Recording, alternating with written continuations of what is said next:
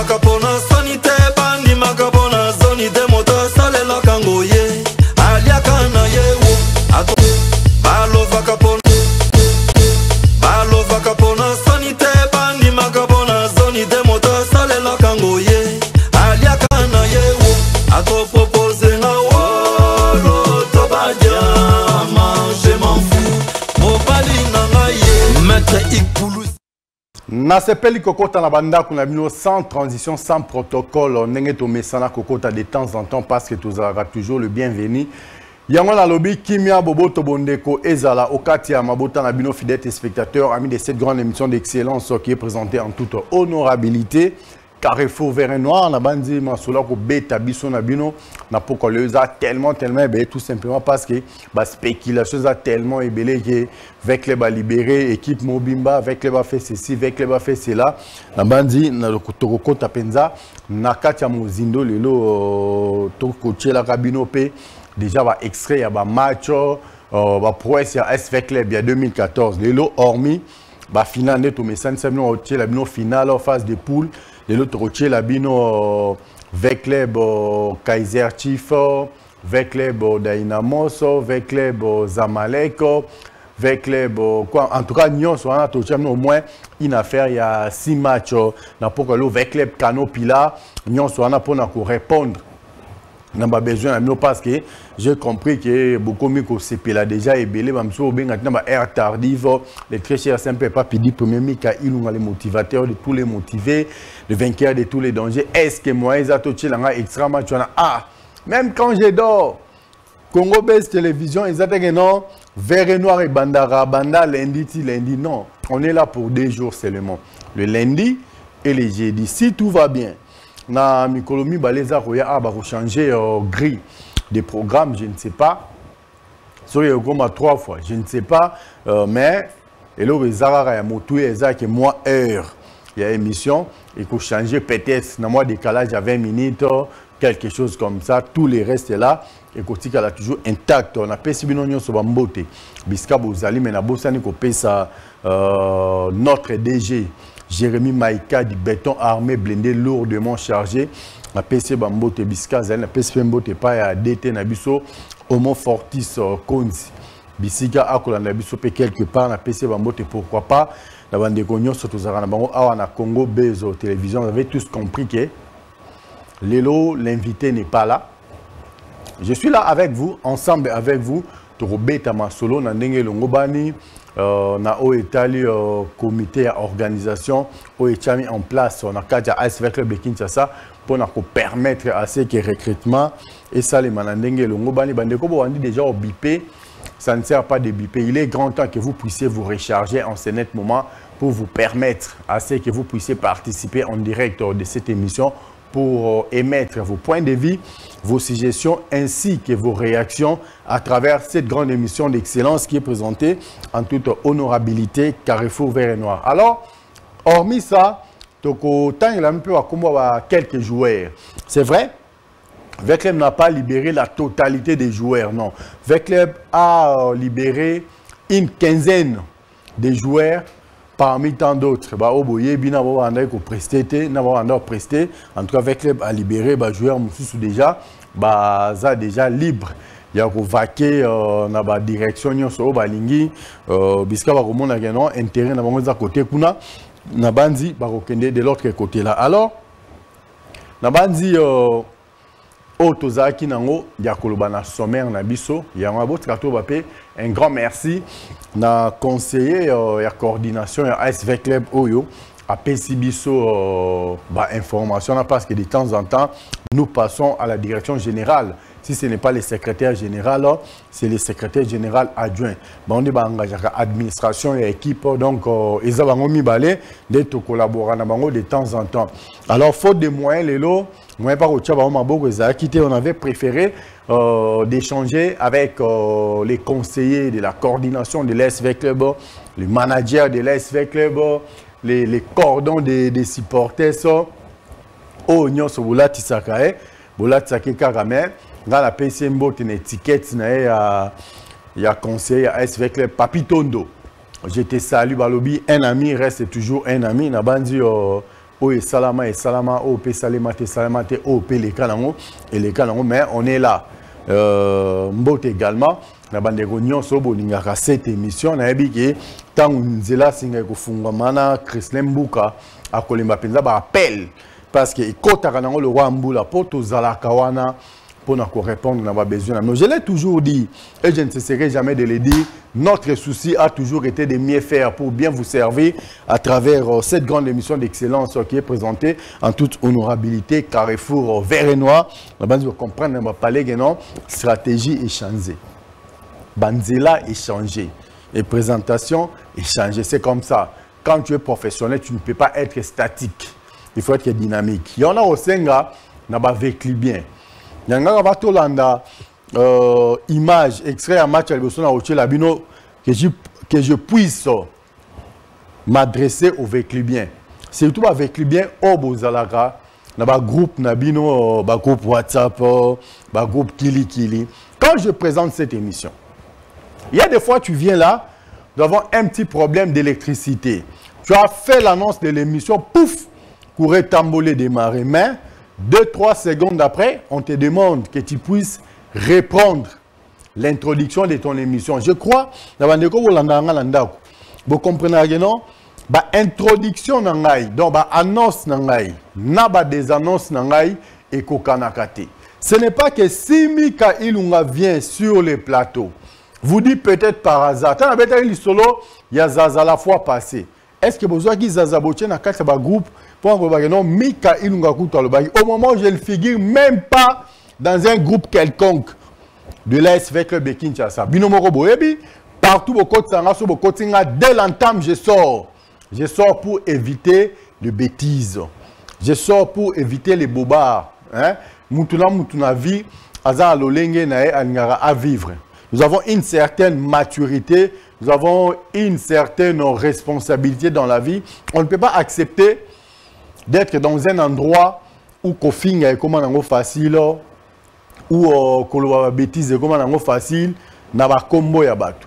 Tous les gens qui sont dans l'ASV Club, il y a des responsables des entreprises, il y a des responsables familiales, il y a des responsables Naba couche sur la société.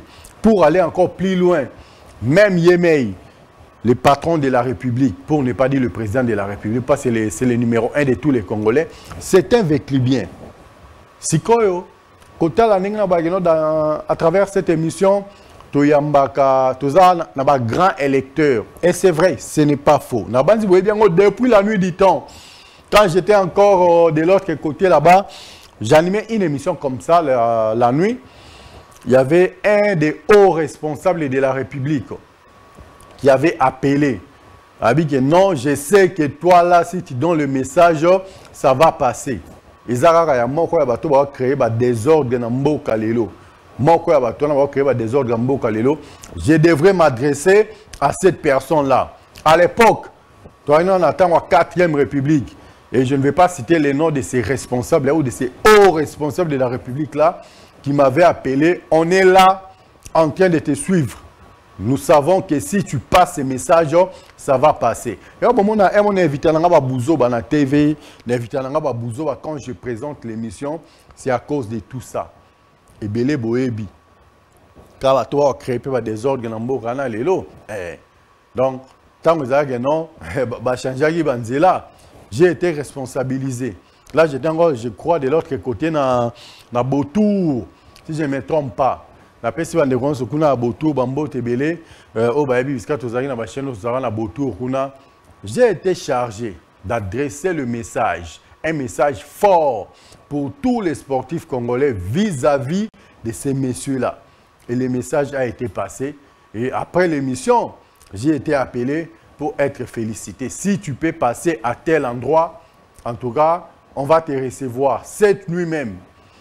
Et j'étais passé, oh, et les caca, non, et les caca. Oh, et Salamaka, Dieu merci. Je salue Bandeko, Obabengaranga, à l'époque, Natangwana, il y a 4e République pour passer le message, la Bandeko va troubler le Namboka. Alors, Bandeko Nyonso, tant dans le barageno, Air Moro. Ce que vous très bien, quand je commence l'émission, intro Nangai, il y a émission à l'élo, intro, il y a émission prochaine. Même si je ferai encore une émission les jeudis, ça ne sera pas la même chose. Ils ont raté que non, un mot peut enseigner image à match, tant dans un plateau, tant image à interview, dans un rendez moko, na image l'image précédente. Non, je suis un professionnel, je prépare mes annonces, je prépare mes désannonces, je prépare également mes biscuits. Quand je dis les biscuits ou quand je parle de biscuits, c'est le professionnel. Quand il est en train de parler de biscuits, biscuits araboï. Donc je prépare mes biscuits. Il y a des biscuits qui viennent spontanément parce que j'aime ce travail. Quand je dis qu'il y a des biscuits qui viennent spontanément parce que j'aime ce travail, en tout cas, j'aime ce travail. C'est pour cela que je l'ai fait avec ardeur. Quand vous me voyez à la télé, alors,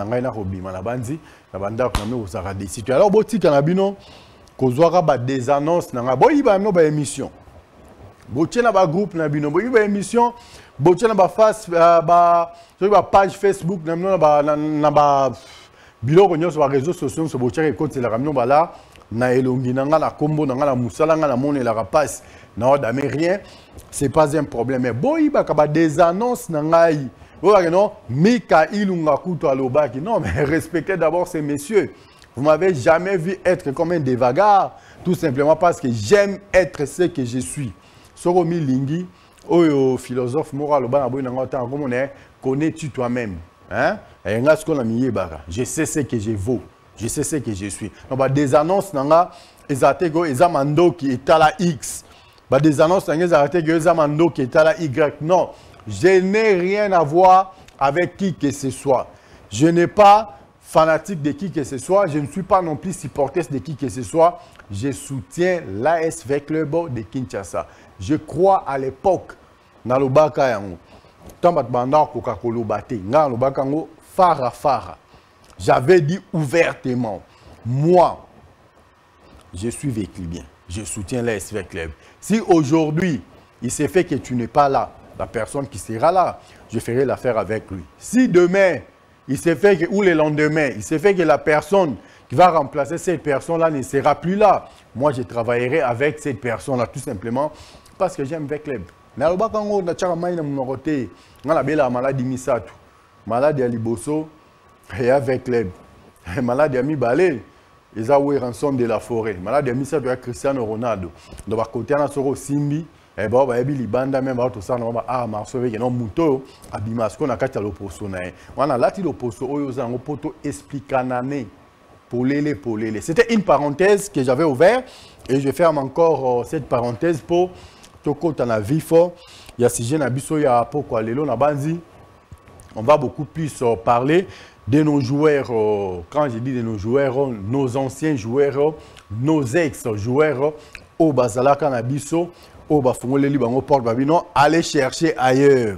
Boutique avec les Bossali, au Bossalaki, vous avez donné le meilleur de vous. Alors, il est grand temps maintenant, tout à l'heure, comment faire pour nous recruter Banayasika. Oh, Ndiama Makanda, oui, rançon de la foire, le Baka, Mayasika. Ça, c'est la nouvelle ligne. Backline. Token de Nabiso. Babi, celui qui n'est pas avec Véclib est contre nous. Et là, ici, celui qui n'est pas avec nous est contre nous. Aimons l'ASV Club, soutenons l'ASV Club, travaillons pour le bien de l'ASV Club et non pour le bien des individus. Le message est très bien passé. So, il y a des annonces. Comme ça, vous travaillez pour Panzi dans le groupe. Oh, Mika Ilunga Kuta Lubaki. Est-ce que vous avez une grandeur ya kombo anate? Vous avez un kilo ya kombo anate? Vous avez une valeur ya kombo anate? Vous avez un groupe na WhatsApp. Vous kati. Quand les gens me disaient, oh, c'est quoi ça? Hein, c'est quoi? Zinezi, je te salue. C'était seulement pour vous dire que Nakati a un groupe WhatsApp avec les Naza Ata na mon côté. Nakozala kapete. Ba oboza na kati webi que non à chaque fois vous me côté na kati na bimananga. Marcelin Mukuba, Marc Pressing, j'étais sali. Na bandi boulot beta qui na Marc Pressing, évidemment vous allez comprendre, moi je ne dis rien. Bande connexion sur Marc Pressing, je vous salue. Alors sans plus tarder, on a assez parlé maintenant les deux numéros là que vous voyez, je crois surtout les qui 6 mois 2 extrait à match, nous passons en direct. Nous passons en direct. Bandego Bolanda Boebi. Bandego Bobenga rappel.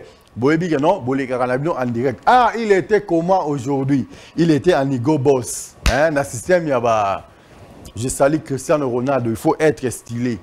Il faut savoir s'habiller. L'habillement, c'est l'art.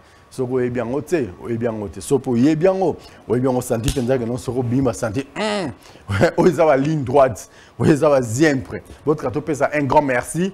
Na grand prêtre pasteur Fiston Mario, le motivateur de tous les motivés, le vainqueur de tous les dangers, mais c'est tour du monde, Babi le milliardaire silencieux. Je te salue. En tout cas le milliardaire silencieux, grand prêtre pasteur Fiston Mario, moi, je te salue. Un grand merci à toi. Un grand merci également au chapiteau. Babi, la sagesse et l'intelligence de la presse africaine, Maître Christian Bossembe. Je te salue, total respect à vous, grâce à vous. En tout cas, tous les sportifs congolais se retrouvent, et ceux de l'SV Club en particulier. Alors, sans plus tarder, je vous invite à suivre l'extrait de ces matchs de l'SV Club. Je ne sais pas si ça sera Kano Pilar, si ça sera Dynamos, si ça sera Zamalek, si ça sera, je ne sais pas. En tout cas, Mikolo, on est riche. On a toujours été riche. Tout aux ans, pendant que la rabino, oh, la binoté. Oh, la moutou. Pour nous réveiller tous ceux qui sont somnolés à vous, pour nous redonner bino appétit. Il y a beau soutenir l'équipe Nabino, beau soutenir les dirigeants de l'équipe Nabino. C'est comme ça que nous avons eu l'idée de créer cette émission. C'est depuis 1935 qu'il n'y avait pas une émission de ce genre. Il fallait que nous soyons là. Il fallait que nos têtes puissent fonctionner. Il fallait que nos têtes puissent travailler ardemment pour que nous puissions vous donner ce qu'on est en train de vous donner aujourd'hui. C'est pour ça que vous verrez qu'il y aura toujours une différence avec ce qui s'est fait ici et ce qui se passe ailleurs. Parce qu'ici, là, c'est l'originalité. Cette émission a été intitulée « Embouchure vert et noir » tout simplement parce que c'était la source. C'est la source de toutes les émissions de l'SV Club. Depuis que depuis que le monde est club, depuis que le monde voulais-je dire, il n'y avait pas une émission spécialisée de l'SV Club. Et si vous avez vu, il n'y a pas, là on a mentionné l'SV Club, c'est pour éviter les problèmes. Hein, quand nous étions par-ci, par-là, de temps en temps, il y avait des par-ci, par-là, là, vous comprenez ce que je suis en train de dire? Pas en parabole comme Jésus-Christ de Nazareth, mais je suis en train de dire ce qui est vrai. Alors, il faut savoir effacer un passé quand il est sombre. Hein? Savoir classer aussi dans les oublis ceux qui ne sont pas utiles ou ceux qui ne sont plus utiles. Donc, c'est comme ça que ça se passe. Ce moment-là, il est autobique. Non, bon, Toko Tawana. Toko Tawana. Le message est passé. Moi, j'aime bien faire passer le message quand je suis encore frais. Malgré, même si, donc, le message est passé. Tout le monde au besoin temps. Nous avons désannoncé dans le système Moussou sous les lots. On y a de la fois, quelle boule, quelle idéologie. Nous avons désannoncé systématiquement pour comprendre comment Mouto Penza a eu boule à désannoncé dans le lingo. Donc, mais, tu es en train de Coco Jojo. Bandeko Bobenga. Bobenga, non, il y a un message peut-être autant à te. Tout le monde a extrait à 2-3 matchs. Après, tu fais un Singapour, tu as un nom. Tu as joué Kingana Kei, beaucoup de réponse. Tu as joué Kingana Zai, beaucoup de réponse. Bana Chang, na pesi binombote. Babi éveil patriotique. Bana ya Lukunga. Mabele Mame. En tout cas, tu as besoin de bino elongo moi au pesa binombote parce qu'on peut sillonner toutes les communes en Lukunga dans la minito. Bana Moamba. La Pessibinombote. Banafuna, en tout cas, je suis là avec vous. Alors, sans plus tarder, je vous invite à suivre l'extrait de ces matchs de l'SV Club. Je ne sais pas, c'est Kano Pilar, c'est Dynamos, c'est Zamalek, je ne sais pas. Suivons seulement l'extrait de ces matchs et nous allons revenir tous après. Quand je dis je ne sais pas, c'est une façon pour moi de vous laisser dans des suspens. Moi, j'aime les suspens. Sur mon série télévisée à Elengi, parce qu'il y a des suspens. Si vous ne pouvez pas déjà dire, après, il fera ça, après, il fera cela, le suspense, c'est bien que tellement que j'aime les suspens, je vous invite à suivre l'extrait de ces matchs et nous allons revenir tous après pour la suite et la continuité de cette grande émission d'excellence qui est présentée en toute honorabilité, Carrefour Vert et Noir. Coco Jojo, au sentir bazien prekuna les gars mystiques au saranati. Alors, suivant ceci, et j'ai dédié cet extrait à toi, le présidium Sami Sakrochi Mangama Chamoumenu. Et nous allons revenir tout juste après pour la suite et la continuité de cette émission. Carrefour Vert et Noir, un grand merci à vous. Un grand merci surtout à toi, mon frère et ami, Babi Simo Templar. Je te salue, Papa Archie. Merci beaucoup.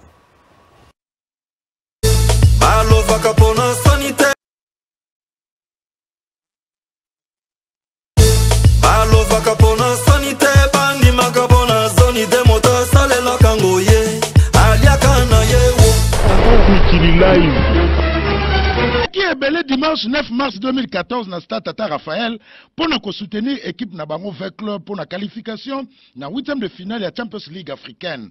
En tout cas, match ezalaki facilité, mais na expérience ya joueur Mumbele, V Club et eu penalty na 38e minute pambate, Mumbele batindika qui est na surface à réparation.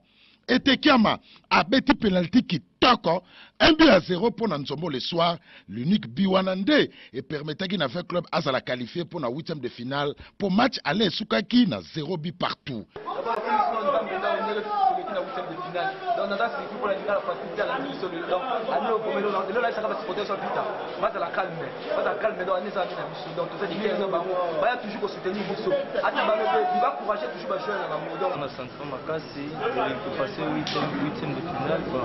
Donc, c'est la chance de l'aider, on est au seul moment bien. Nous sommes obligés de comprendre qu'il y a un ballon, il y a pas de nouveau pour bêter, mais il y a un petit macasse, donc du coup, monsieur ensemble, le résultat est suffisant. Il y a ici que le but en adversaire, chaque vidéo, c'est au fini par amour.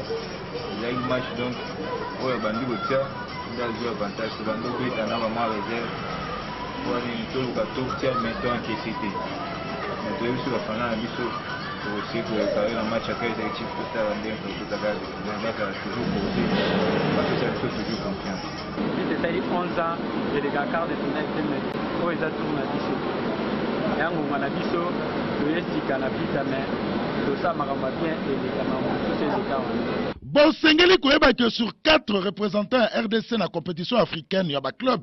Dendeka Kaïsa qualifié. À part 20 clubs, Mazemba gagné que les Astres à Douala na Lubumbashi 3-0 après 1 but partout na Douala. FC Mouké éliminé na tir au but na Égypte pas ya Ismaili après 0 but partout na Kinshasa pe na Égypte. Don Bosco alongwe et pas ya Joliba di Mali 1-0 na Mali après 2-1 na Lubumbashi à match aller. Et Okani.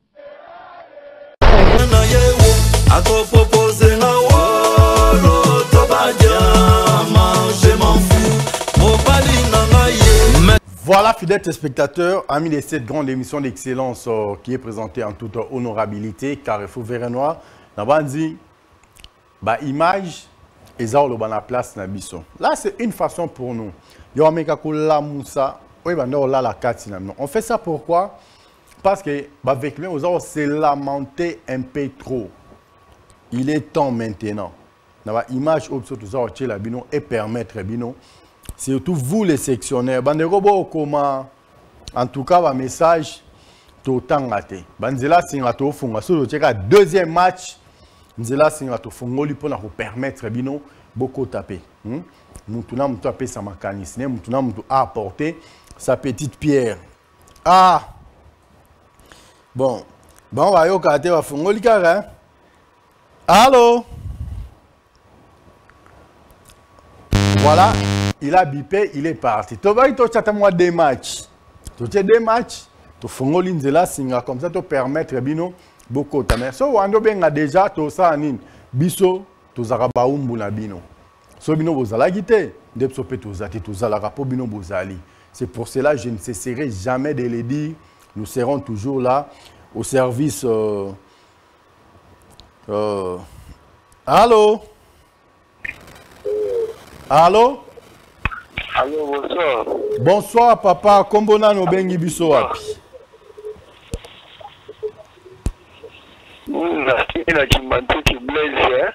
Oui. Blaise nani? Blaise Tango. Ok, Blaise Tango. Bonio Blaise Tango.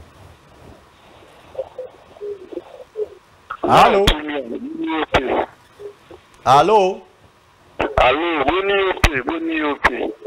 Allô? Oui, Nazoro Kayo Blaise Tango, Lobi Boni.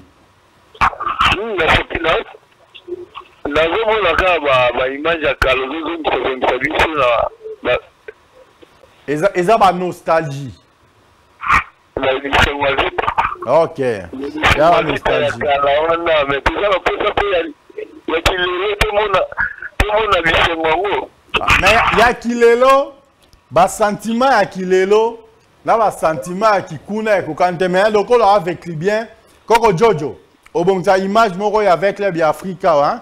Image moko kaka otiela bango kilelo mais kilelo boko yemba te lokwa na kitanga lokwa na kikala. Vous comprenez mais totiela bino kaka on eza kotalisa bino peut-être de best of de best AS avec les bandero bo benga. Jordi là un deuxième téléphone parce que na moni comme ya mabe. Donc toko chango pour na plaisir on est là pour ça mais dans un premier temps accepter d'abord à ce que nous puissions mettre les anciennes images de l'AS avec les ce sera une façon pour nous d'honorer notre introduction. Je me suis fait comprendre, j'espère. Non, la surprise, mais... Ok, merci Blaise Tango. Soza Batumi Balemisa to apé Samoto. Pesi kaka. Ah. Non, la petite madame Nanga Touzana et la madame Ornella. Oui. Madame Ornella, je te salue. Ornella Lutumba. Ok. Non, moi la Nanga. Oui. Non, ma famille Nanga Moubima, donc qui... Ok. Merci beaucoup Blaise Tango. Nasepeli. Madame Ornella Lutumba, on appelle un peu son mot. Pardon?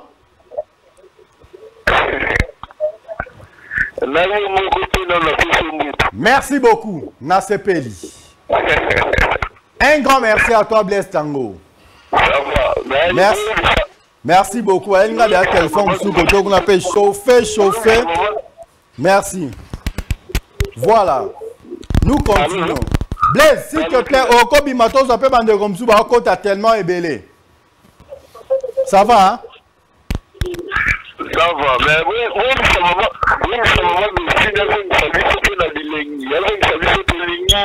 merci beaucoup, Blaise. Bandeko ba kota, bo ça rappelle gentil le roi Blaise T. Ce ko koto tiki bandeko pe ba koti parce que Blaise Alaxi penza que non, il penza azongi dans les temps. Voilà. Allô. Allô, bonsoir. Allô est parti. Bandeko, nous avons deux numéros, na ba bo souffrir mouké, to cha 2-3 matchs après to bandame.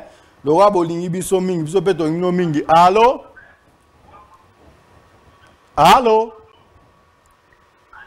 Bonsoir papa, comment on a no bengi biso api? Pardon? Oui, capitaine de l'équipe va libérer déjà. Va libérer, accueillir, n'a pas dit va libérer au moins 15 joueurs. Hein. Tu peux évoluer graduellement. Dans l'Europe, ça va jouer en mi-balé, mi-ça, va libérer. Et nous aussi, la aussi, ça va comme on a bagnon. Ça va. Merci beaucoup, mon frère. Très content. Ok. Voilà, fidèles spectateurs, amis de cette émission d'excellence qui est présentée en toute honorabilité, Carrefour Vert et Noir. On a dit quelque part, ça fait du bien. Aïe, Royo Kalela. Allô, bonsoir. Kombona ni papa Obengi biso api. Ok, papa Eric na campé mon lobby boni kota va papa Kadecom. Je les salue.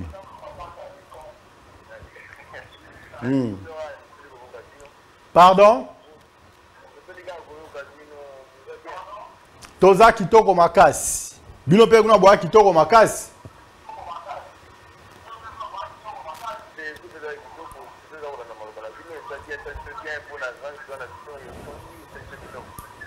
Ok. Très content. Nasepeli. Merci mon frère. Fidèles téléspectateurs, amis de cette grande émission d'excellence qui est présentée en toute honorabilité, bonsoir le roi Ndeko Eric na Campem, à Bengi, à bref. Encore, au PCPMBO, Teten Ndeko Eric, au PSA, Madame Azate, Bandeko Mibale Misa Tuba, Pemeni Naote, et au PSA Mbote.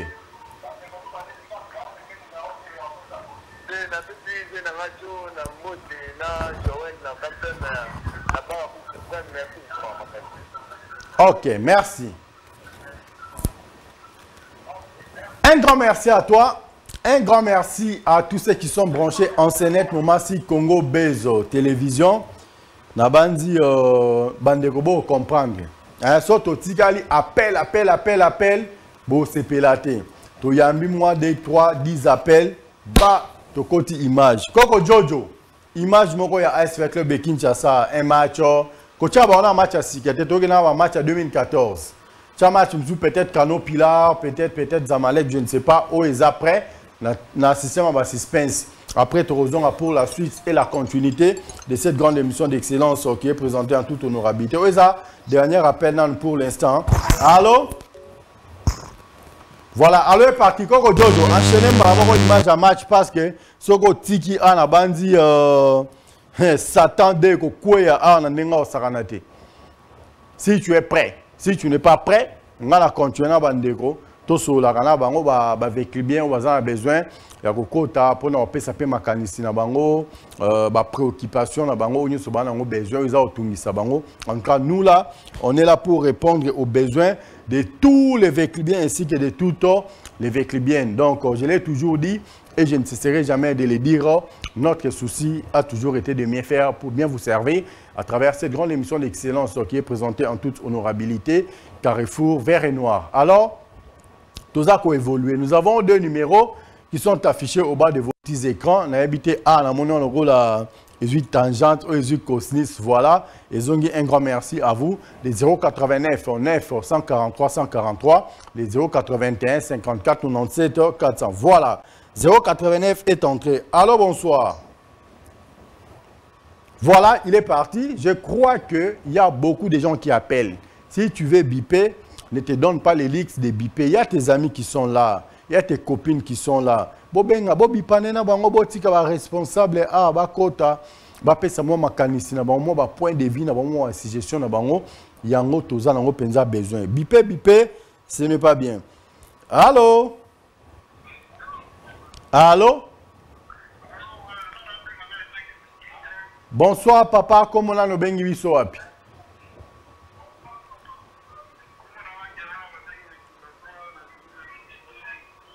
Oh, Gelo. Au bengi na Kingabo na mabela ba mama Rose Ngoya, kota ba président Petrus, wa membre section Paradis. Voilà. Gelo est parti. 089 9 143 143 081 54 97 400. À travers ces 2 numéros, beaucoup kota na bino. Bolobi o bozana ngoya koloba. Bo orienter makanisi na bino. Mais soko dérouté, on te bloque. Allô? Allô? Allô, bonsoir. Comment on a nos bengi biso api? Ok. Ndeko bengi na 081 zela mouke. Lobi boni papa.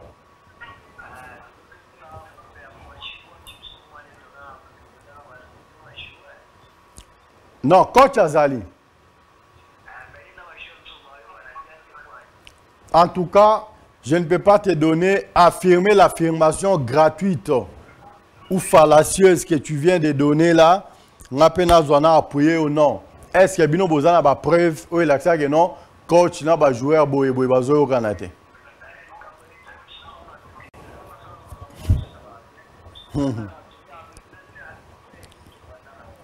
Ok.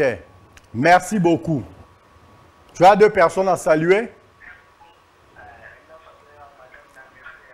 Madame Esther, je te salue. Bisopé toi, Madame Esther, awa. Ok, merci beaucoup.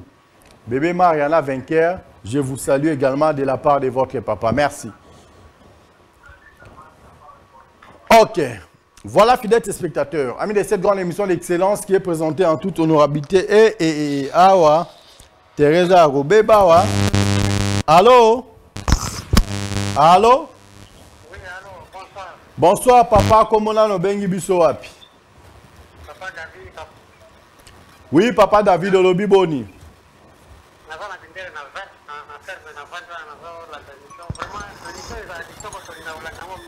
Merci beaucoup, papa David.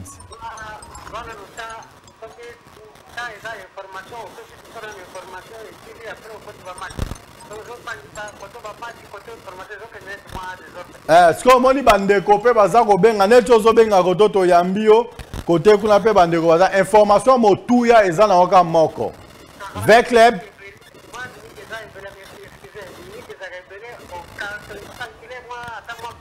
Casco information actualité micro ba activité zate information zaka moko Vecleb batia sali commission ya recrutement eza ok, na opé Sabino, na opé Sabino.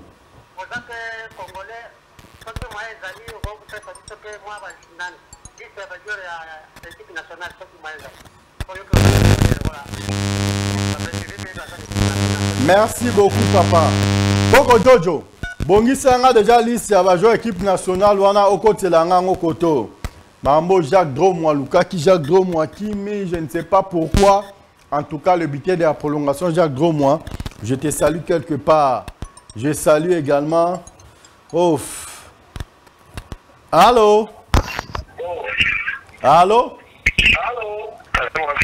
Bonsoir papa. Comment on a le bengi du soir?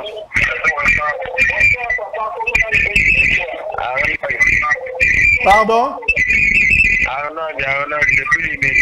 Mon frère Arnold.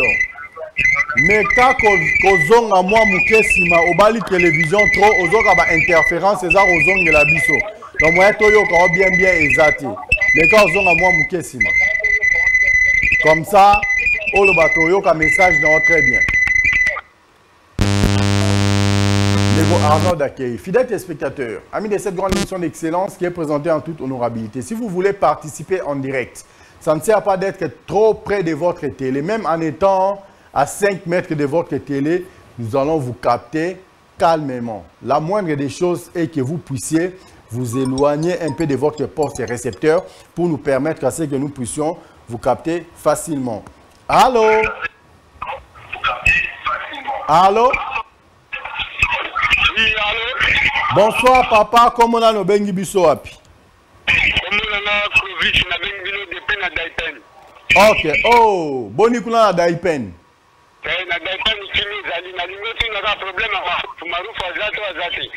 Tope Sabino liste ba joueur nyonso oyo baza. Oyo c'est bini officiellement. Na ba joueur o basi ba libéré, hein?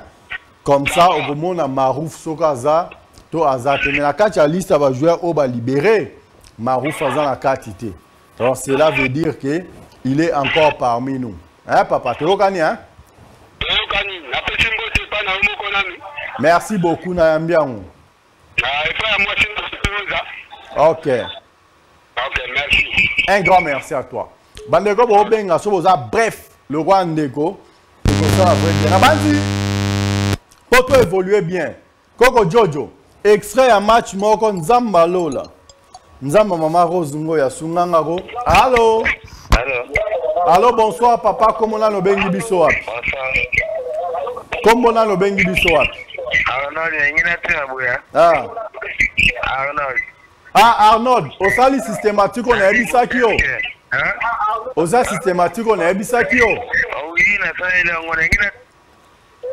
Ok, loba papa. Yengina tena buya. Ah. Est-ce que ça doit te moni bozo tongilana iza normalement avec bien auto ya banani? Ok. Nabandi, très bientôt, Madame la Présidente Arosala à point de presse. Nakachi à point de presse, vous serez au parfum. Il y a Nyon Sozako Lekana actuellement. Je ne peux pas vous dire quelque chose qui est encore officieuse. Hein? Mais boye bagage non masolo ezali ba prometa gibino que non ya minene ekosalema.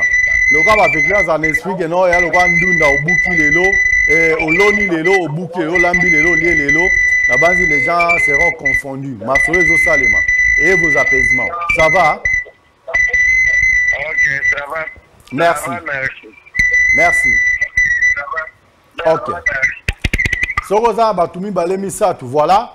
Il est parti. Koko Jojo, s'il te plaît, extrait un match Moro ASV Klebata, je ne sais pas.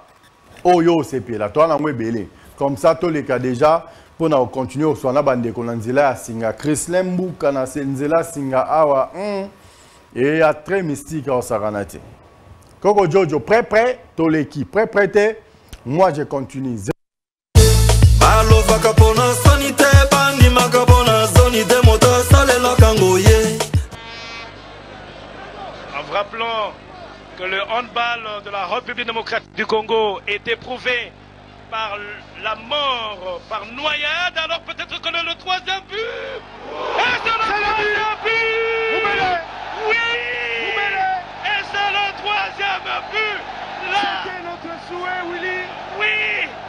Et Moubele qui marque le troisième but. Hat-trick, s'il vous plaît, Willy. Alors que Florent Ibenge est là. La défense prise des coups. La défense prise des coups Santos Moutoubile. Non mais superbe parce que il faut marquer ce but. Mais c'est quand même un international là, s'il vous plaît, Willy. Hein. Sincèrement, on revoit la partie. Il a pris ses défenses à défaut. Defou n'a rien compris. Regarde Peters non plus. Droit pour l'association sportive et club. Alors qu'on revoit toujours Bafola sur latéral droit. Époustouflant. Émerveillant. Et voilà. Je crois que Bafola a compris Moubele et il sait comment est-ce qu'il joue. C'est un garçon d'avenir. Ma foi, on verra bien, l'avenir nous dira. Mais c'est un garçon qui... On revoit la partie. Il a pris ses défenses à défaut. Defou n'a rien compris. Regarde Peters non plus. Droit pour l'association sportive et club. Alors qu'on revoit toujours Bafola sur latéral droit. Époustouflant. Émerveillant. Et voilà. Je crois que Bafola a compris Moubele et il sait comment est-ce qu'il joue. C'est un garçon d'avenir. Ma foi, on verra bien, l'avenir nous dira. Mais c'est un garçon qui monte. Makabona zoni te moto asalelaka ngoye aliaka na ye wo akopropose nga wolo tobadia je m'en fous mobali na nga ye. Nabandi Yakoloba ebele ezate. Là vous avez vu l'inévitable Firmin Moubele Ndombe. O elekaki bandeko ba vrai vécu bien bazara na stade Jourwana ba comprenaka o elekaka. On est là. Tu retiens nos extra match à l'élo, tu retiens nos extra match à Kala. Une façon là que ça nous gagne, tu as pour nous répondre à nos besoins. Mais à Motouya Eza, na bande réunion sur beau l'andapso de partout. Si tu veux te faire beau, tu veux être wingé, balobi adresse à la Kamoko. Ok, dans le salon de coiffure Rose Art, c'est Madame Rose. En tout cas sur le côté kuna, oyaki vilain au mabogar ka le rolangai. Na bi oyaki vilain au mano bogar le roi très mignon comme moi. Kuna na monga fula na arrêt Bel Air. Donc au kitika na arrêt Bel Air au mon salon Rose Art chez Madame Rose. Donc il faut aller se faire coiffer là-bas. Le salon est mixte pour les filles, pour les garçons. En tout cas, nous sommes à côté dans le salon Rose Art. Vous n'allez jamais déçu. Alors, un grand merci à grand prêtre pasteur Fiston Mario, la locomotive puissante qui charrie plusieurs bibendés, les collectionneurs de belles voitures, les milliardaires silencieux. Je te salue, grand prêtre pasteur Fiston Mario Babi, très riche, très fort, plus fort que l'OTAN et l'ONU, les milliardaires silencieux. Grand prêtre pasteur Fiston Mario, je te salue. Permettez-moi également de dire un grand merci à l'homme de Dieu, le prophète docteur Joshua Moussense. Papa na Kairos na Ofranel, il y a Lina Tambo, je te salue. Je salue également Sarah Tambo, parce qu'on a depuis mon Gafoula, kuna la petite splendide, beauté sublime, pourquoi pas, Papa Credo. Je te salue également. Je salue M. Christian Tumba, kuna na Angola avec Madame Laetitia Tambo Tumba.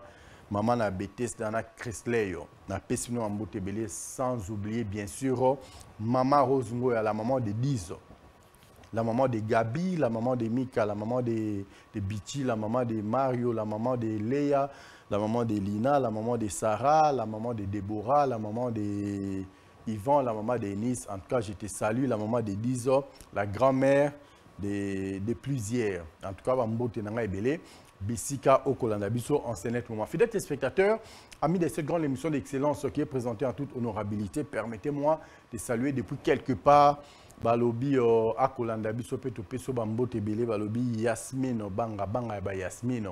Nous te saluons également, Babi, Yem Tassimbi, staff, Mikolo Kunana Barumbu, Bambote Ebele Bele, Eko Melo, Biska Okolanda Bisso, Balobi. Elle est très noire, mais très belle. Nous te saluons. Yasmine Banga, Banga Yasmine. Fidèles téléspectateurs, amis de cette grande émission d'excellence qui est présentée en toute honorabilité, je crois qu'il y a des numéros qui sont affichés au bas de vos petits écrans. À travers ces deux numéros, vous pouvez participer en direct pour émettre vos points de vue, vos suggestions, ainsi que vos réactions. Tozawana, Ponakuyambabino, Torotala de l'autre côté, Tomoni président, il y a fan club, il y a ma campagne, Balobi. Madame Déborah Kaza diffusée, en tout cas, la maman de Kenaël, moi je te salue. Pourquoi pas la blanche présidente du fan club Nabiso à Kassavoub, Madame Naomi Tumbafizé, je te salue également. Également, Tobo Santé a système à 12 et c'est bien comme bar 24. En tout cas, Topé Bambo Tebele, pas Evodi, Yaba Evodi, Topé Bambo Tebele, Babi. La 24e, Topé sur Bambo Tebele. Tolanda, nous avons des cognons sur Boza branchés en ce net moment. Nous avons des numéros qui sont là. À travers ces deux numéros, vous pouvez participer. À travers ces deux numéros, vous pouvez écrire. Mais vous voyez que non, Tozan attend, il y a un message à Wati. En attendant, quand il y a sur liste, il y a des joueurs qui vont retenir pour un léopard. 30 joueurs. Mais entre-temps, tu as joueur qui est déjà libéré dans ASV Club en ce net moment. Alors, tu as évolué dans le pour nous permettre de Braza, le message dans cette émission. En plus, le message, vous avez voice. Et ça, moi, je trop. Pour tout landa ba message ba voice c'est pas normal bo benga ndenge bande kono so baza ko benga na banzi et kozala bien. Donc là nous allons citer un peu les noms de quelques joueurs qui sont déjà libérés. So oui comment va jouer Rwanda, oui que ces joueurs là sont libérés. Nassif Aza libéré. Elias Aza libéré. Foué Aza libéré. Tadi Agiti et Tekiama, Aza libéré. Patou Ebunga Simbi Saoulé, Aza libéré. Zagre, Aza libéré. Peter Moutoumos, Aza libéré. Varel, Temompele, Oli Jacques. Donc là, ce sont les quelques joueurs parmi les 15. Où Aza déjà libéré, Bangoana. Mais petit à petit, nous avons les conseillers Papi Tondo, Kuna Biska Rolanda depuis quelque part, donc on est là, ensemble avec vous, Mouké, nous avons joué, libéré. Allô, allô? Allô? Allô, bonjour. Bonjour papa, comment on a nos bengi biso wapi? Pardon? Oui papa, on l'a boni.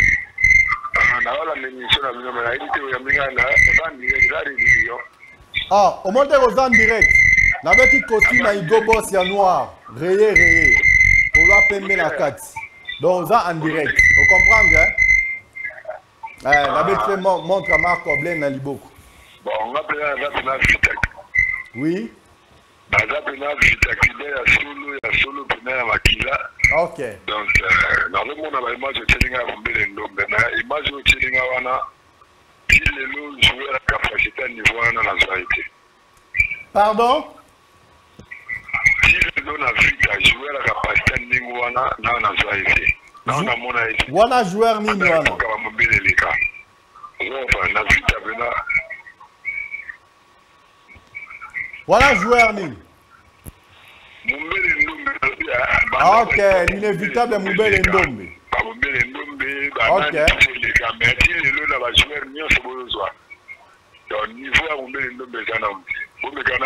moi charge le quoi. Ok, merci beaucoup. Ingénieur Bestiel, n'habitez-vous pas Zouakayo? Ça là va systématique. Au moins, non, angle autre cas, c'est bon, on est dans ce pays ça. Faut pas être statique, faut être dynamique. Le message est passé. Un grand merci à toi. Bon, on a dit que nous sommes bons à l'amour. Ok. Si ma maman de Zali, tu as la confiance à Makasi. Ok. Mon papa ou ya vert noir, papa ou ya tibila il va continuer la tirer. Ok. Bah, on se met à Ndambo et à la vert noir, papa qui parle, maman qui parle. Ah, on se met à il y a un combo ana. Il y a maman qui parle vite. Elle a un qui Ndamba, on se met à la manager. Il y a l'équipe académique de Salem, dans Limba. Dans Moko à Elikati, à Massoya, à Limbo, quoi. Ok, merci. Nasepeli no Makasi, on le dit très bien. Voilà, merci. Oza Batumi Balemi ça doit appeler Sambote. Voilà, n'a plus une mot de pas à. N'a plus une mot de pas à présent là. À Kida, à Limba. Agence la Bisso. N'a plus une mot de la. Batunanga nyoso ya Limba, bafai nanga basimba nga na terrasse. Ponga za ma campagne. Ok. Dembo nanga pena mingi. Ici nanga ne se kenda na Limba. Un grand merci.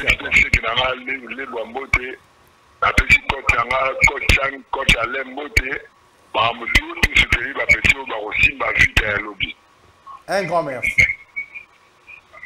Merci pour vous. Merci beaucoup. Que Dieu te pambole. Merci beaucoup. Merci. Voilà, fidèles téléspectateurs. Amis de cette grande émission d'excellence qui est présentée en toute honorabilité, un grand merci à tous ceux qui appellent. Un grand merci également à tous ceux qui nous écrivent. Beaucoup comme la Braza, tous les gens message, nous comme par-ci par-là, mais il y a Motouya et Zali. Il nous est très difficile. Il y a autant de messages, il y a autant de voice, on a plateau. Et bande Europe, on a bien appel, il y a net, il y a WhatsApp, to yamba bino to yamba bandeko azo benga na appel normal na temps réel ba on est to yamba c'est une façon pour nous ya ko sala été ça to réduire moi dose ba bi dose ya makasi trop ya ko sala na là na moni présidente nanga ya fan club nanga ya ma campagne madame Déborah Casa diffusé maman na Kenaël. En tout cas, j'étais sali. Namoni que vous avez branché, vous avez déjà scotché les bosses habitants de Biké. Ok, Nangambangu Wendeni. Namoni paye de l'autre côté, président de la fan club Nanga Kassavou Bouyamondele, Madame Naomi Toumba Fizé. J'étais sali. Pourquoi pas la présidente, il y a fan club Nanga de l'autre côté. Oh! Allô? Allô? Allô? Allô, bonsoir. Comment on a le béni bisoapi? Allô? Bonsoir. Comment on a eu mwaka na béni na baombo? Ok. Olobi boni papa. On a réglé dans les cas pour la mais un jour on a dit que ils ont passé. Comment on va libérer pour permettre à l'eau à gagner la vie? Ok. Merci beaucoup. Je crois qu'il y a des joueurs qui sont fin contrat. Oh, peut-être. Oui. Mais papa, mais quand on s'éloigne, moi, je suis poste récepteur na télévision. Au bali en trop, toyo comme ingité, et cause de la biso makasi. Ouais, c'est bon, on s'éloigné. Ok, fais ça comme message. Et bon, en tant que capitaine, la mission salie, c'est vraiment plutôt. Comment on va libérer, on va faire à long. C'est très clair, on a meilleur médiateur pour libérer Carbon. Ok. On les a appréciation. Il y a des dirigeants. On a dit vraiment, il y a des entre-temps. Esquisse, déjà extrait un match avec les Beaux Zamalek. Bon, il y a des matchs pour la série. Pardon? Tout le monde a encore battu la Mogrosso, mon bel mais c'est comme ça l'histoire. Ah. Moto moko ezalaka na match oyo osakana te. Bien que non, on va supporter ces arats très réduits. Voilà. Aux appels vrai vécu. Bien, on a loba mais on anticipe na CPN. Donc, quelques hommes, coach, et un nombre, va pas plus de 5000 personnes. Ouais. Ah, voilà.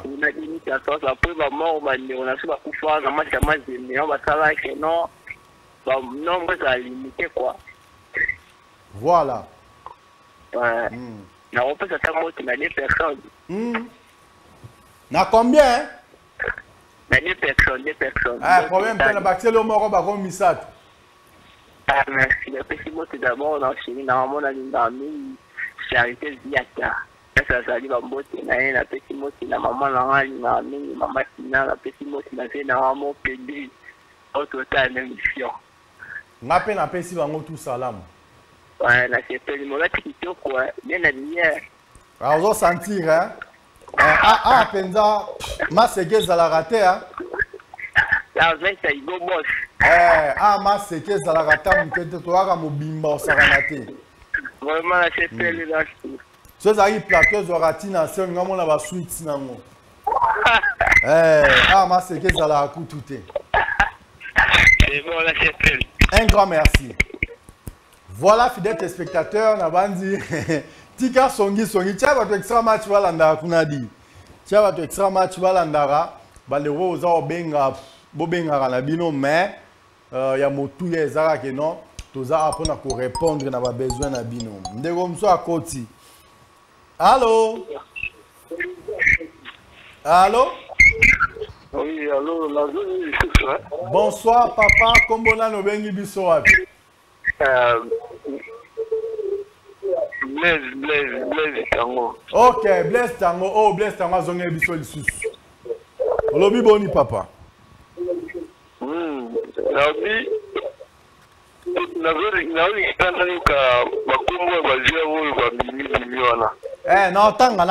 natanga susu mezaka na téléphone oyo bo bengela. Bo teninga rigueur. Tout le monde bandi bona ba osepela. Ba olela kala mingi to ba ke non les Égyptiens que vous voyez aujourd'hui, demain vous ne les verrez plus. Kala mingi de ba olela avec Boudika Makila mon gros. Osepela. Hein? Non. En tout cas, ba libérer ba joueur. Basa la commission moko ya recrutement.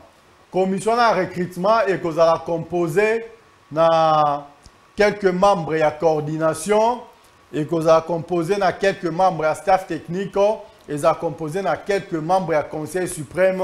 Bango anande va composer commission et que vous allez de temps en temps ba la nini ba la commission de recrutement pour recruter les joueurs Yassika. Ngoudika Makila mon gros. Je me souviens encore de ces jours ici, c'était tellement terrible. Avec là, on a eu un désespoir. Yoka Mujimu. Autre message, on va de temps en temps, il y a un Mujimu, c'est Mujimu. Tout des chapeaux dans ma quotidien. Allô? Allô, bonjour papa. Bonjour papa, comment on a le bengi du soir?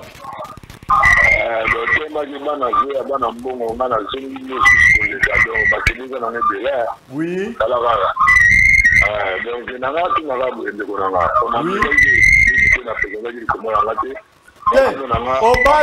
Obali télévision trop. Mais quand on s'éloigne, moi, je vais poste récepteur et permettre les bisous. Voilà. On a dépassé mon dans mon erreur, il coaching. Après, on a coach, on a mouché au Taralipo. On a mis les salades à Tibouzi, la coach, comme on la coach, comme on nous la coach, comme on a mis la bien. Pour avoir un esprit à mission, tout le monde a un esprit à rigueur. Ok. Voilà. Merci. En tout cas, tous les apprenants coaching à mission dans le coach psycho. Ok. Na part nangai on a fait comme un de ces gars là. Ame konji tu venga coach wana psycho. Aya tena vita avant na la kusabaile. Merci beaucoup. Voilà, on va le manager anglais. Bestia Luka Kitoko, ba image de Filara Kuna, ba besoin mon photo tellement statique doit être. Voilà. Merci beaucoup de notre émission. Merci beaucoup, mon frère. Madame manager et toute Salem Barata Linga. Ok, merci beaucoup. Massa Moninga le département à l'Estade. Ok. Voilà, merci. C'est bon, on a CP. Ok. Un grand merci à tous ceux qui sont branchés en CNET Momasi Congo Bezo Télévision. Bobenga Kalora Bandeko Bazaro Benga. Bonsoir Bengi. Oza bref. Allô? Allô, Gelor na Kingabwa, nde na zongi. Oui, papa Gelor na Kingabwa, côté à président Petrus, Olobi Boni. Ouais, na zolo baraka concernant ce club, Mouni ce club. Betaki final en 2014, betaki final en 2018. Ok. Ce club Nalanda, talent d'Afrique, na Canal Plus, la zolo de la performance avec club, même dans l'île, vraiment. Le joueur c'est tout à fait normal. Les gens quel que soit les amis, c'est normal. Et compléter les recrutement, il y a malam, haut niveau. Donc, ce club des équipes pour la balle était des équipes pour déjà balle. Ok. Il faut faire le recrutement, il y a de bons joueurs, il faut que sur le niveau là, et que ça la vie et l'émission sur ma casse, vraiment la télé ma casse, la groupe ça va me dans la batterie balai. Problème est atteint baki c'est au litabis ya moko ba misat. Merci beaucoup la pesimbo na moi si na ngai Angel et la kamukumolo na pesimbo na bana na ngai Israël. Rappelle la pesimbo ba mbote. Pesimbo na basiki nyonso. Oh ba ota la mission na civil makasi merci beaucoup. Un grand merci.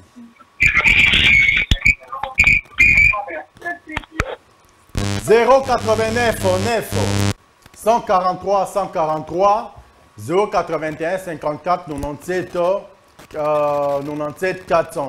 À travers ces deux numéros. Allô? Allô, bonsoir papa. Comment on a nos bengi biso wapi? Oh mon a bonga man ninga osa musala. Allô? Allô? Allô, papa. Oui, oui, papa, Lobi Boni. Allô, papa. Oui, n'appelle pas très bien, 5 sur 5. Lobi Boni, papa. D'accord. Oui. Bon, Lobi Boya. Ah.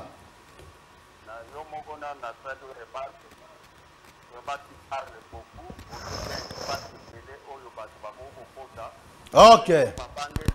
Les apôtres en répondent, Gabino. Au moins, il y a un Zoloba. Yo peux se zagi na place à Batouana. N'a n'a évolué à Raboé. Si tu zagi na place à Batouana, tu allais avoir ce plaisir. Et va sacrifice au Tobé Taga pour na robimelo ba image au bien. Donc, on doit remercier ces gens-là. Tokani papa.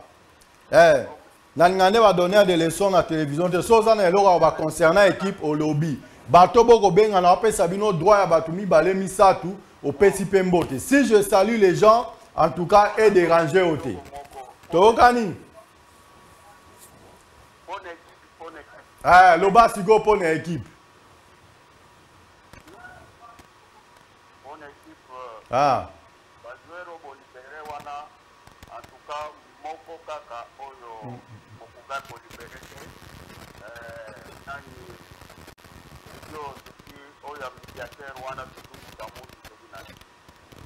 Ah.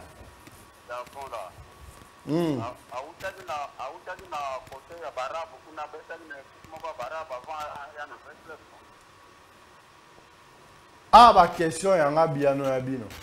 On va poser ma question ici.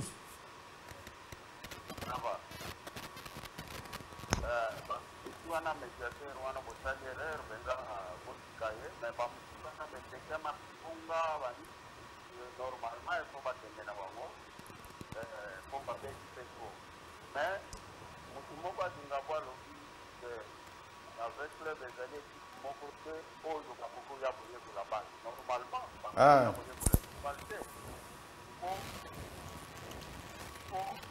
assez joueur au kata déjà osala kombo omoni malgré toza na football moko boye na baniveau ya bareal te mais otasi bareal omoni ne batombaka bajoueur bajoueur déjà oyo azalika oyo ya kobatisa un plus mais sino bozotomba bajoueur moko na ndaki mwena joueur moko boye na fc polo Wambanga. omoni bajoueur wana bazala na vesle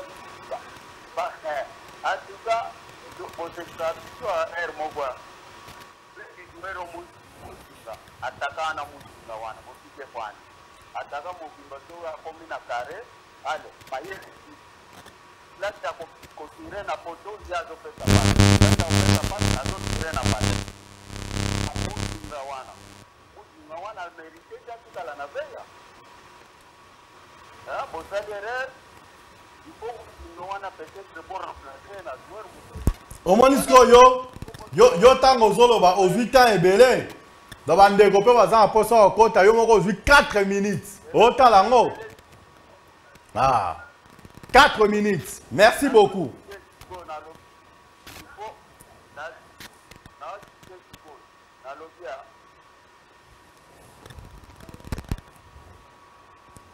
merci Seigneur Jésus-Christ il est parti oyo eza extrait ya match avec les Zamalek papa tika match wana ebeta makabatu wana bezo ba mona yango ingénieur Bestie Luka Kitoko wana bezo mona match wana extrait avec les match ya match avec les Zamalek na Ezipito après match l'entraîneur a été limogé pas n'importe quel entraîneur au Samasam boyebi ba prouesse à sa équipe nationale il y a Égypte mais après ces matchs il a été limogé. Younous Sentam, Boyo Kabulo, défense Mbakumbina gardien, tout. Non, en tout cas, Ice Veklebo, c'était le meilleur pour moi. Ice Veklebo Viva. Au Bazora Coupe en 1974, tous à la bisoté. Mais au Yonga na bino to vivre à 81, Toga ma solo. Que joueur Boye Bazalaka. Oh ya libosonga na bino tomoni bandeko ba génération na zalaka mobali ba génération de Kakol oh biso na bino tomoni en tout cas il y a 2014 2018 mais en tout cas je ne sais pas pour moi c'est la meilleure équipe de tous les temps votre canapé Sambote et pas il y a le buteur de la prolongation Jacques Dromo quelque part à Kolanda biso to PC Bambote ya trop Bambote belé biska Kolanda biso to éviter absence n'est pourquoi les qui dit à quoi mais on les salue quand même to pesi Bambote belé et pas ya Kulutu Jide Mabia la Umba mais c'est l'analyste to pesi Bambote belé biska Kolanda biso Koko Jojo n'était pas ingénieur Bestie Luka Kitoko match wana nga anda lukango faut tika extra match même si je suis en train d'animer ici match wana et les kaka voilà appelle monsieur Koti allô allô.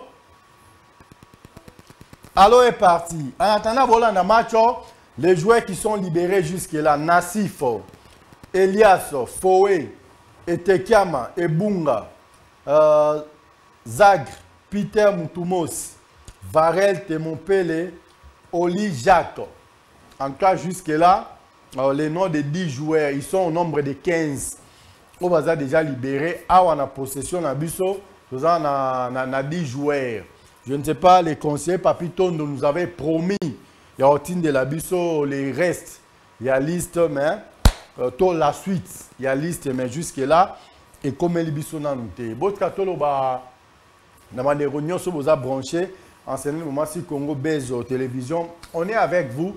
Notre souci a toujours été de mieux faire pour bien vous servir à travers cette grande émission d'excellence qui est présentée en toute honorabilité. Carrefour Vernon, un grand merci à notre DG Jérémy Maïka du béton armé lourdement chargé parce que makambu mwano ndazo sala ngai garçon na évité je ne sais pas. Allô. Oui, bonsoir papa, comment on a nos bengi biso wapi? Bonsoir. Ah, olobi boni papa. Comment on a papa Jean Bambamba?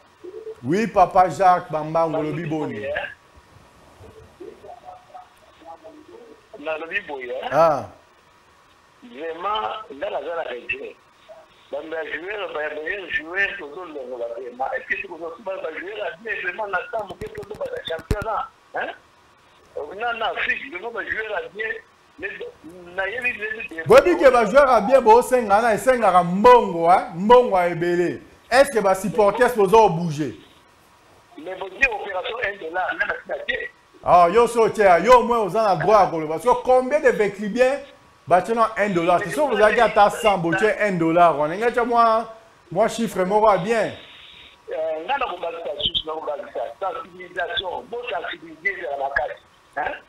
Ngana loba ki boye opération $1 eza bien.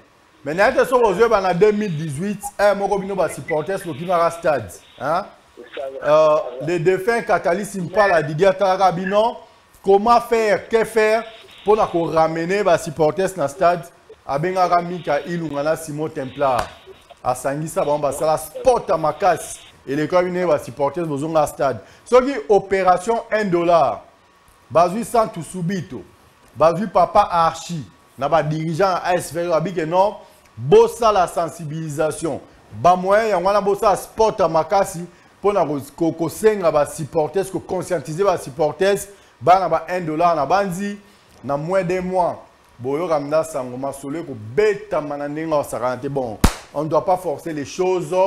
Bandeko baza siko ya administration publique avec club bangonde to sara na ba ma solo soki. Le quoi baza na section football big non la méritocratie. Tous abattoirs mi ba to sangisa ba ça la sport moko pour na opération $1. Na bandi ya malongé ko za soki ça la maté bon. Bino ba bozocha, merci beaucoup. Wa pe ba chate en tout cas. Merci na bango parce que baba fanatique baba supporter c'est un vrai supporter et à loko la yo le ba ko chaki déjà mais au chali sous. Merci beaucoup. OK. Fidèles téléspectateurs, permettez-moi de saluer depuis Bayaka le président Jérémy Toukadiaou. Toukadiaou ya ba Jérémy, je te salue. Na pesi mbote na bande konyo so ba na Bayaka to bo sante ba lobi Mama Emily Mundabi. Na pesi ope ba mbote hein président Jérémy Toukadiaou. Tout le monde a maman Emily Mundabi Kalamé, Bambote Kaka et Komeli Bango, tu peux si Bambote pas bande relation à paradis et pas président Petrus. Le président Petrus, tu éviter. Soit éteint, soit hors du périmètre cellulaire. Allô? Oui, allô. Bonsoir papa, comment on a le bengi biso wapi?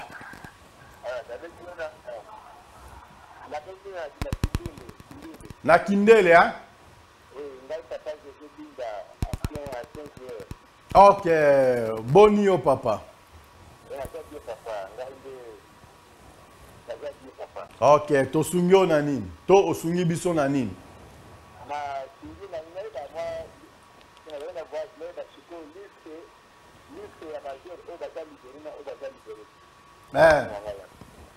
Ok.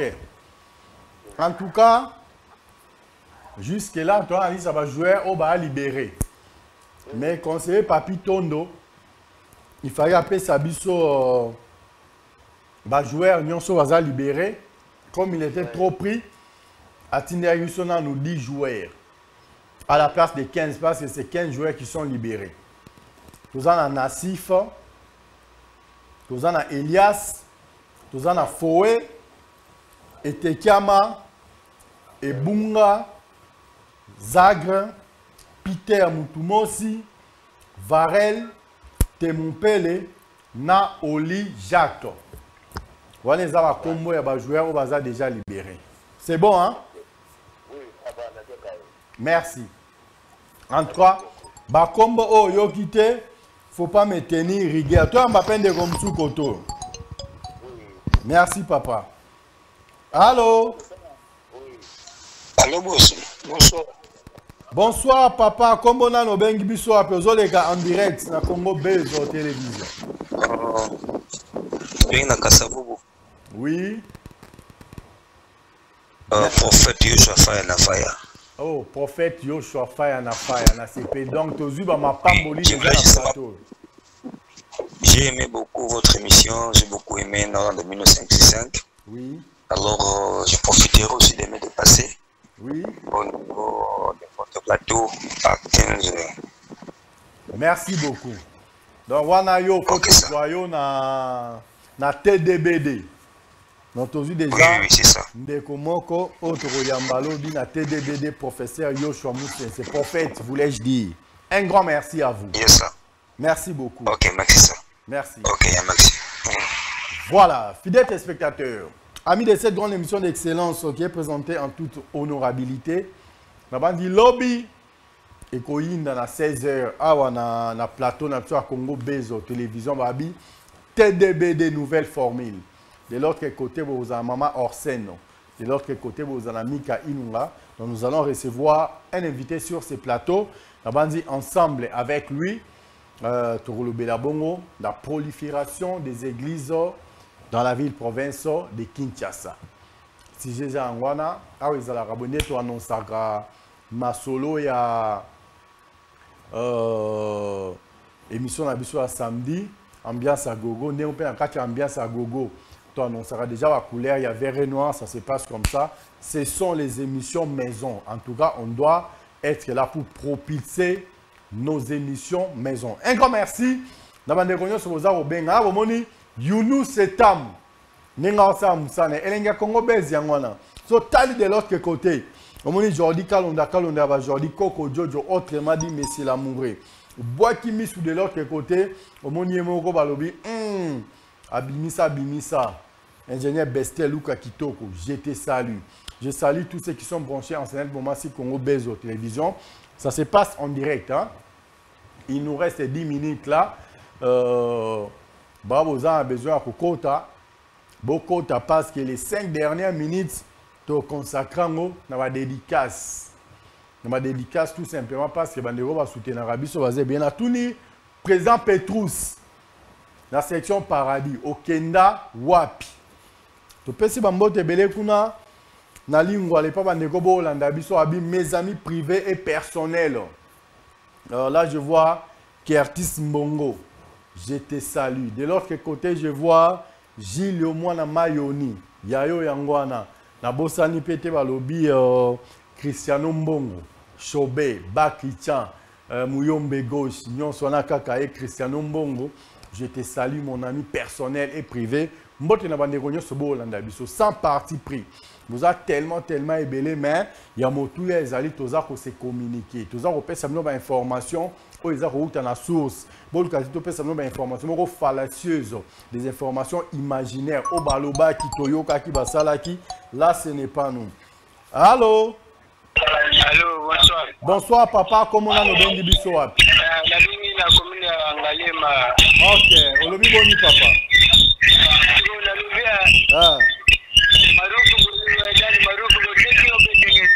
Ok, yo zo le laka malouf. Est-ce que na combo ya bajoueur totanga odi totangi marou totangi tese azali soda oza libéré pour le moment moi totanga était passé il est encore là.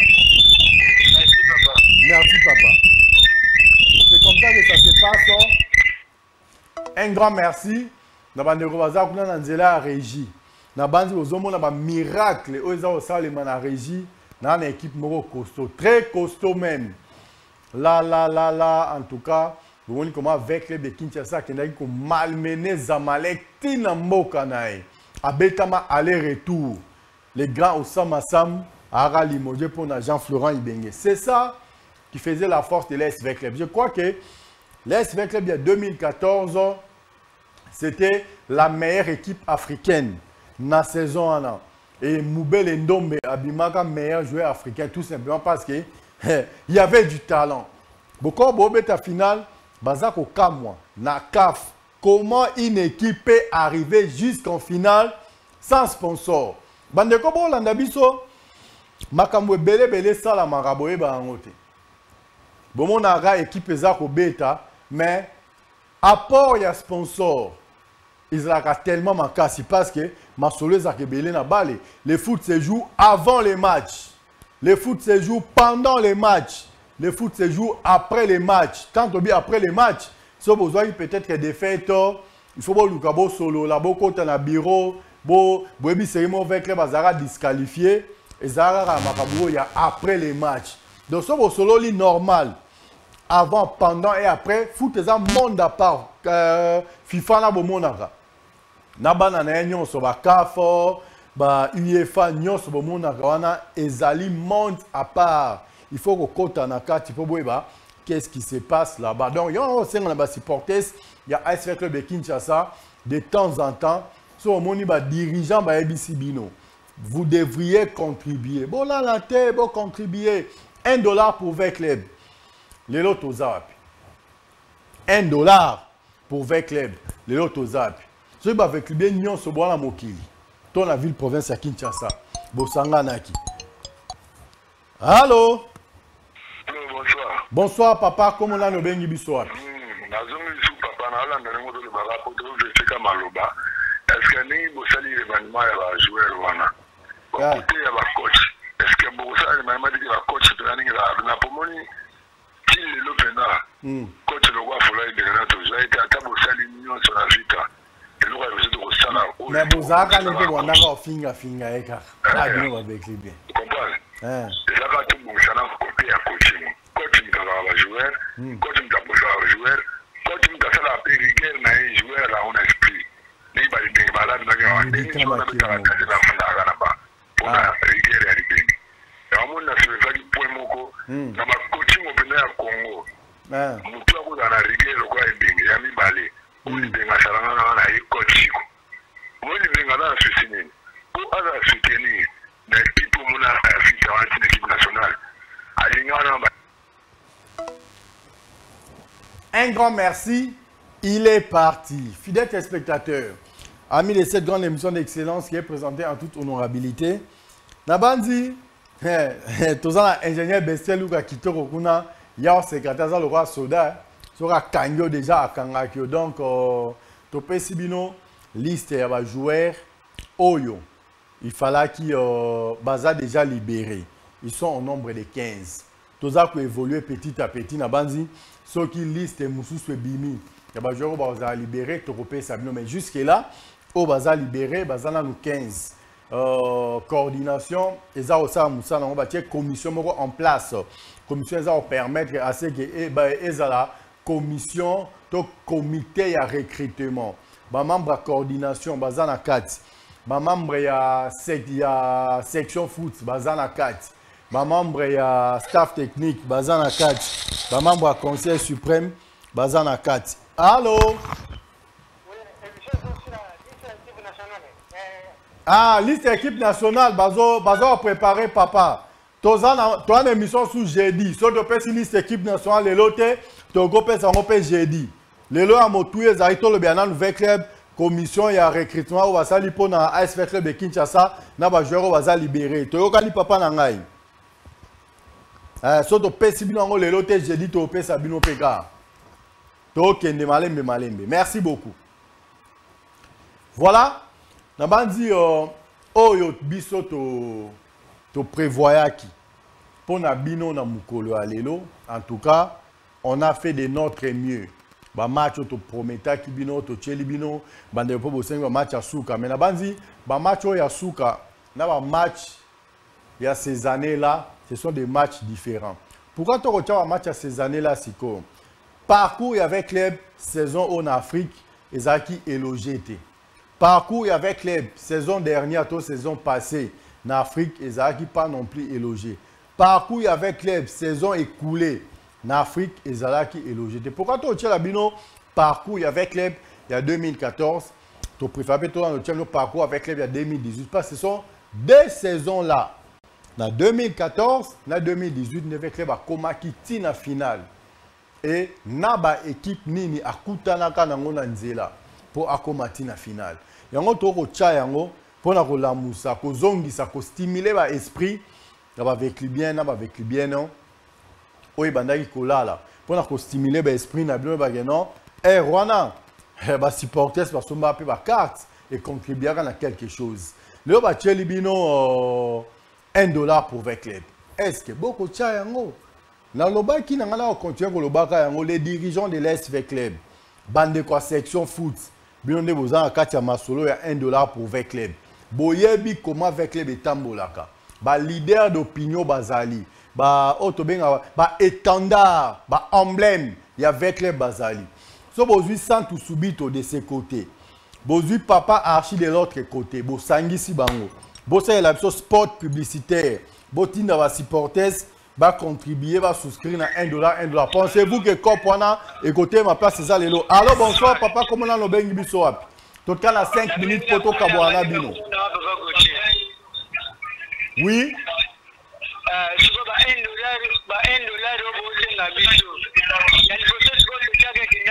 Tosenga bino te bole la recrutement. Oh, pesa grâce les ont passé. Yango kozatwe oposo ba joueur papa. Moni mo ba vekide obozala nango. Équipe voyageaka, équipe s'entraînaka, équipe betaka, équipe saka mambo belé, ba carburant, ba nini tout ça. $1 bochaka ne zalaka combien? Est-ce que okaka ta $10,000? Et foot ata joueur mi balé pour na moi moko kaka. Il faut contribuer. Merci beaucoup. OK. Merci. Papa Venam Mbongo, je te salue na Moussika. Papa Adoula Mbongo, je te salue également.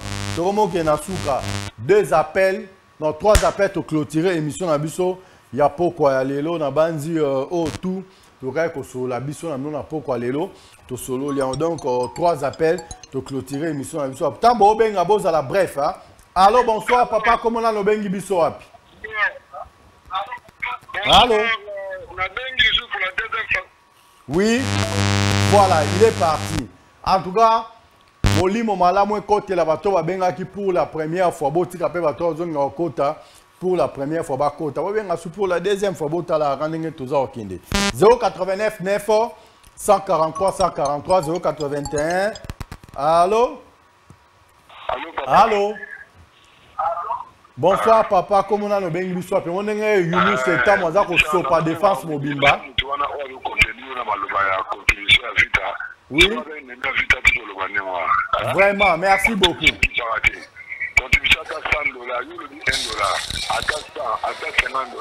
Vraiment.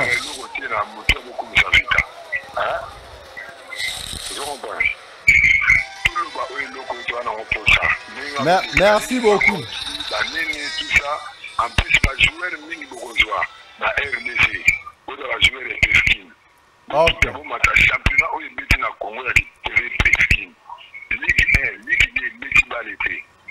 Vous dites que la joueur la Ligue 1 et la Ligue 2. Merci beaucoup. Merci mon frère.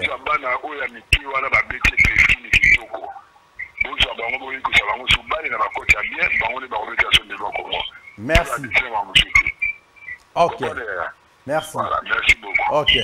Ndeko ocho benga na 081. Soko bengi mbalo toko yamba moya to amba bino mibale za dépassé ngeza la chorale lycée Bosangani elingaki simba te. En tout cas to pesi bino bambote belé biska Rolanda biso le présidium Mosami Sakrochi Mangamacha Moumenu, je te salue. Pourquoi pas à toi Jérémy Toukadia ou Toukadia ya ba Jérémy. Allô bonsoir, comment on a no bengi biso api? Allô est parti. 2 appels. Tokati Nabino to clôturer la biso émission. 2 appels. Ndeko bengaki na 081, il est grand temps que Ozonga se posongite to ambi côté à 089, pas de soucis. Namoni kuna ingénieur Bessel Luka Kitoko déjà a ko biso pression. Allô bonsoir, comment on a no bengi biso api? Allô bonsoir, comment on a no bengi biso api? La bengi na kuna biso. Pardon? Ok, n'arrive là na Kinselso. Oui, maman nangayo lobi boni.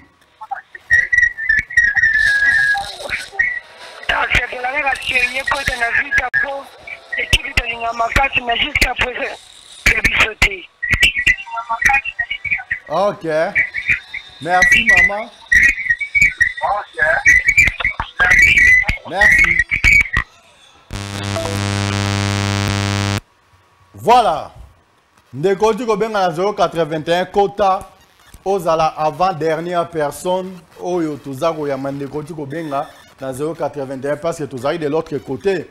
Moi to sangisa yo na ye ezala kité. Donc Tokomo kende malembe vraiment vers la fin de notre émission. Bandeko ba kopiaka ba des annonces nangai. Préparez-vous, bo copier sur ba des annonces na bo ba non Mika inunga kuta lobaki. Mais nga ba des annonces nanga ezalaka pona mututé. Je l'ai fait pour moi. Quand tu es professionnel, ce n'est pas la manière dont tu as désannoncé aujourd'hui, c'est de la même manière que tu vas désannoncer hier.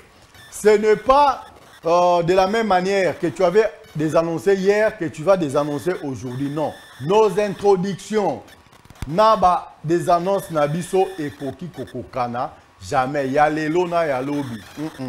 Tozana Jordi Kalonda, tozana ingénieur Besselou Kakitoko. Bamona raso tu dis moi quoi technique au début de l'émission. Ah, problème technique, en tout cas, tu dois reprendre l'émission. Façon à ça qui annonce. Il y a un bandé là pour la deuxième fois. Tout simplement parce qu'on est là pour présenter quelque chose de meilleur. Intervention nous a toujours bien. Je l'ai toujours dit et je ne cesserai jamais de le dire. Notre souci a toujours été de mieux faire pour bien vous servir à travers cette grande émission d'excellence qui est présentée en toute honorabilité. Tout ce qui se conçoit bien s'annonce clairement et les mots pour les dire viennent aisément. Même les biscuits que vous voyez à travers cette émission, je prépare tout ça. Je prépare tout ça. Vous aurez des annonces dans oh Mika Ilunga Lobaki, Mika Ilunga Salaki. Oh, est-ce que moi je peux avoir les problèmes avec qui que ce soit? Pourquoi? Oh, est-ce que Ngamutuna Votarabatu avec les? Est-ce que nous avons avec les? Mais des annonces, c'est un binoté. Bon revoir à côté. Nabi que bola nanga ebele héros. Bo kata kata. Boke bo sangiso na ba obo tinda gi liboso. Bible banda la Genèse sur un Apocalypse. Oh et banda qui problème. Oh ni yango si la te film aussi là. Oh, ce sont mes des annonces. Je travaille sur tout ça. Et quand ça dengue na bima ki au moins dengue na bimela lelo. Non la bima na dengue na te. Alors un grand merci pour l'attention particulière. Quand vous vendez mon image, il faut bien vendre mon image. Votre image n'a en divagation. C'est un travail qui me prend du temps pour préparer tout ça pour présenter en haut. Et ça c'est que vous avez kati. Vous avez ebandeli. Abanda ki ndenge nini pour akoshite ndenge nini. So vous avez rasuka film à ebanda kutu ici là. Ah, comme si je m'adressais à une seule personne. Non, na s'adresse à une émission. Émission des alliés et le réseau sangisangai nabino. Donc émission bandaki net siko wasi watienga 00 cop et c'est vidé. Mais nabi moi poussière des secondes pour expliquer bino botika koyi bakaba des annonces nanga beaucoup de ba groupe déjà dans un quatre groupe mon côté à SV Club ba groupe tout beaucoup de sanga babi non nabi makananga. Je sors tout simplement parce qu'il y a trop de bobards na kati, trop de bêtises na kati. Je ne peux pas être là. Je l'ai toujours dit. Et je ne cesserai jamais de le dire. Ça, c'est une émission d'excellence qui est présentée en toute honorabilité. Dans cette émission, nous avons un électeur normal. Nous avons aux États-Unis, nous avons un grand électeur. Dans un grand électeur, nous avons Fatih Béton à la émission. Nous avons JKK Kabange à la émission. Nous avons comment dirais-je, nous avons le général d'armée Gabriel Misukumba dit Tango Fort à la émission. Nous avons la locomotive puissante qui cherche plusieurs wagons, excellence à machine à la émission. Nous avons maître Christian Bossembe à la émission. Nous avons bienvenue Marie Bakoumania Gracien. Ils sont tellement nombreux par présence Sami Sakro Chimanga. Alors ce besoin organon, il avait dit ceci, il avait dit cela. Non. Ngai nazarana prendre mon toi mon côté. Je fais mes émissions. Je dois avoir des variétés. Hein? Variété à l'introduction, variété à des annonces. Il y a un salaire. Alors, quand on a une émission, appel à Tamoko, Togo Yambate, Soko Bimi, aux autres qui sont à l'aéroport, à vos coups à l'aéroport, au monde, ma beza Nanzela. Ma beza Nanzela pour la Nini, Patrice Emery Lumumba, à Télémara Neraka, à l'Obara et le côté Lumumba. Balovaka pona sanité.